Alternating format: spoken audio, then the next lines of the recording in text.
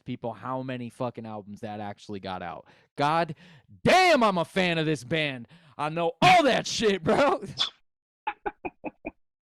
Such a fucking nerd. The Dripping Tap. What is the name of the album, you ask? I am not the person you want to answer that because I'm gonna mispronounce it. So I will. Don't worry, everybody. Omnium Gatherum. It sounds like bro. Come on, man. I mean, it sounds like a Harry Potter spell. Omnium Gatherosa. You know what I mean? Just me? Can I tell you what the Latin translation is? That was in our generation, guys. What's up? Can I tell you what the Latin translation is? Go ahead, but it makes sense it's Latin because then I nailed the Harry Potter ref. You crushed it, bro. You crushed it. It means Harry Potter is what it means. It means Harry Potter and the Sorcerer's Stone. Yeah, very cool. This is the first of their new music. A collection of miscellaneous people or things. Perfect. That's a good definition for King Gizzard and the Lizard Wizard. I think they're gonna go in on this album a little bit, man. It's gonna be fun. It's gonna be cool. They say we're gonna love it. We're gonna love it. Album cover alone makes me feel like it's a pivotal piece to the Gizzverse. And I agree. It's going to be maybe a storytelling one that we got from Murder of the Universe. Also, Polygon is probably their best storytelling. Their make-em-up storytelling, or like a Lord of the Rings-esque type of album where, like, if you listen to the lyrics or read them, you're like, what the fuck is going on right now? Feels like Lord of the Rings. So this also had, to me, that vibe. The artwork, specifically. Yes. The music is awesome. Don't misinterpret what I'm about to say, please. And if you do, I guess it's my fault that you misinterpret because my job is to communicate. So fair. It sounds like old King Gizzard, and I'm not saying that like a bad thing or I don't like the new King Gizzard, or I like the old King Gizzard better, or I like Member Berries. It's not that. It's just that this shit sounds like right in Nonagon, but better. Like it sounds like that field of genre, but they do it better now because they're better writers and musicians, so it's just enhancing the song. It's kind of a crazy thing where I was listening to it and I'm just like, fuck, bro, this is a really good, musically, it's just fucking really a good song. When they do these insanely long tracks, there is a part of me that's like, okay, we could have toned this down to about 8 minutes, but I'm wrong about that probably, but the repetition is a little there. But it's a jam. They're a jam band. They're a jam. I know that live, they're not going to play 13 minutes of this song. Maybe at the Red Rock show, but they're not going to play 13 minutes of a track ever live. So they don't do that because they have so much shit. So they even, like, very rarely did you hear the river full, like the whole song. Like, usually you'd hear the front end, and they would play another song in the middle of it and then bring it back at the end. God. Right. And that's a great technique. But they didn't play the full song, and they wouldn't play the full song because they want to get to the other shit. And they've been playing River for fucking ever. So, anyways, I doubt if they do play it full, it's only going to be for one tour. But regardless, the song's worth it, even if they do. I like this song a lot. Lyrically, it's really fucking cool.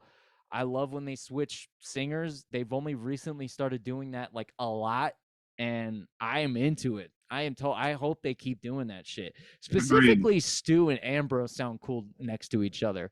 I'm not shitting on Joey, but Joey needs to be writing 2 songs an album. And that's my goal for him. Is two really good songs an album, bro. Minimum. You can do it. You are a fantastic writer and a great singer, and like, fuck, your songs are just really good, man. And I think 2 songs an album. I don't know what they're going to do with that, Ambrose and Stu, if they're just going to keep mixing the tracks or if they're going to give Ambrose his own. They usually give Ambrose 1 track and then mix them in there. I'm saying usually, but it's only happened the last couple albums, maybe. And honestly, it feels new and old at the same time. So lyrically great, musically fucking fantastic. I'm really excited for the new album. I'm definitely gonna buy it. It looks fantastic. So Oh yeah. yeah, sorry, I think I overtalked there, but that's kind of my No, analysis of man. the song. So, and I know we're gonna do an album review on it, so Exactly. I don't want to get too into it, but at the same time, it's exciting. It's exciting that like this is they. I don't know who they're listening to, but they understand what their fans want. They understand what their fans want for sure. They don't get too far into a rabbit hole of like, all right, we're just fucking metal now, bro. They're not like that. They're not bending. They don't bend absolute. They go into a hole and they're like, all right, man, well, I'm feeling these fucking riffs, and then they go for it, dude. I'm into it. All right, I'm muting my mic. Go for it. Lord. What did you Whoa. think about the song, Brian? That was good, man. I'm really in tune. We're very copacetic on this, my guy. Yeah, I like really thought about what you said there. It's like new. It feels new and old at the same time, and that's in the best of ways. You get that like those member berries in there with like this fresh new take. And one of my first critique, my like objectively looking for critiques, I wrote a little something. I'm like listening to this 18-minute track yesterday. Towards the end, I'm like, man, it's definitely repetitive, and like to tag along what you're saying, I was like, well, that's what I fell in love with Gizzard, bro. That I'm in your mind fuzz stuff, that nonagon stuff, that repetition, I Rattlesnake, like. Yeah, rattlesnake. rattlesnake, yeah, for real. I look for that. I like that stuff, and I know it's also some people's biggest critique on King Gizzard, which I do understand. When It you does say feel it has that. I don't mean to interrupt you because I want you to continue on your what exactly you were saying there. When you say critique, do you mean critique of fans or do you mean critique of people that don't like King Gizzard? Like when they listen to it for the first time, like, I don't like it. It's too repetitive. Or do you mean fans that are just like, I don't like that song. It's a little repetitive. Or do you mean both? I definitely mean people that don't like King Gizzard. I think that's a big reason why some people are like, no, nah, I don't really get it.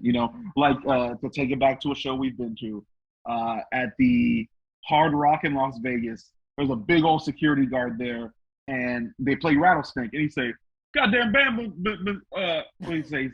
He's like 15 minutes long. What they say is Rattlesnake, and it's like, bro, actually, Rattlesnake has so many lyrics in it, but like I can totally see if you don't know the song, you're like, oh my god, bro, we get it, Rattlesnake. Mhm. Yeah. So like, if you don't like King Gizzard, that's probably a key reason why you don't like them. One of the reasons you don't like them. But it's one of the Um, reasons that you do like them. yes, which is unusual. I wouldn't necessarily think that, but I think, especially "I'm in Your Mind" fuzz, dude. That's the "I'm in Your mind." That's how you get into mind. It's like that, like the repetition up front. That, dude, yes, it just runs through you. It's in your brain. That boom, boom, boom, boom, boom, boom, boom, boom. That's not, bro. You taught me how to play bass over some songs. You know what I mean? I could pick up a bass guitar right now and play that riff. Boom boom boom boom boom boom boom boom boom boom boom boom. It's not like it's not. They don't make the most complicated music. They just make bopping ass fucking music, and that's always what I've looked for in music. I grew up with the Ramones and the Misfits, bro. They're not out here breaking the mold. I'm like, oh my god, those guys play better than Hendrix. Like nobody's ever said that. You know what I mean? Like, so yeah, that's something as a Gizzard fan I love, and this just feels like modified versions of Mind Fuzz and Nonagon. Like you said, really appeasing to the fans, but also keeping true to themselves. Like, man, I don't know exactly if they have a list of record sales. There's no way that "I'm in Your Mind" Fuzz and Nonagon Infinity are on tops of that. Do you agree with that? Do you think there's I couldn't even think of what else would top them in record sales. And not to imply that that's why they're doing this. Like, oh, we need more money. Let's make what the people like. Absolutely not. I just think this is like a little, just another fun chapter of King Gizzard. And with the collection of miscellaneous people and things, I think they're going to have some outside sources in on this. I don't think all the songs are going to sound like this. Like, I don't think the next track is just going to sound like a continuation of this. I think they're going to be all over the place on this next album. That's really what I'm looking for in the best of ways. It'll be like I'm expecting a King Gizzard greatest hits of songs we've never heard before. Yeah, I 100% agree with you. I did want. Fuck, I forgot what I was gonna say about something you mentioned in the middle, but um, I don't think that this song is gonna lead into something. I think it's gonna be very Polygon Wannaland, True. Right. where Like a stuff crumbling is castle. there's gonna be metal in there. There's gonna be weird shit that kind of goes all over the place, and that's what I mean. Where it kind of comes, it feels old and new at the same time. Oh, you mentioned. Do I think what album do I think has sold the most for them without looking it up and being a tool bag? Infinity would have to be the top of that argument, 100%. I would think so. Nonagon would be at the top for the argument, but if I was gonna throw one like a curveball at you, Polygon would be my curveball. And the It's reason, sold by so many, right?